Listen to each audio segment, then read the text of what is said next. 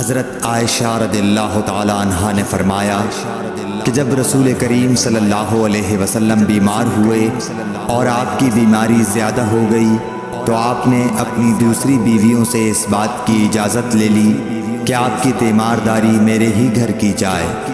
انہوں نے آپ کو اجازت دے دی۔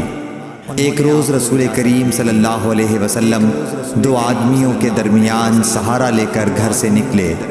آپ کے پاؤں کمزوری کی وجہ سے زمین پر گھسٹتے جاتے تھے۔ حضرت عباس رضی اللہ تعالی عنہ اور ایک آدمی کے درمیان آپ باہر نکلے تھے۔ عبید اللہ راوی حدیث کہتے ہیں کہ میں نے یہ حدیث عبداللہ بن عباس رضی اللہ تعالی عنہ کو سنائی تو وہ بولے، تم جانتے ہو دوسرا آدمی کون تھا؟ میں نے عرض کیا کہ نہیں۔ کہنے لگے وہ علی رضی اللہ تعالی عنہ تھے۔ پھر حضرت عائشہ رضی اللہ تعالی عنہا فرماتی تھیں کہ جب نبی کریم صلی اللہ علیہ وسلم اپنے گھر میں داخل ہوئے اور آپ کا مرض بڑھ گیا تو آپ نے فرمایا میرے اوپر ایسی 7 مشکوں کا پانی ڈالو جن کے سربند نہ کھولے گئے ہوں تاکہ میں سکون کے بعد لوگوں کو کچھ وصیت کروں۔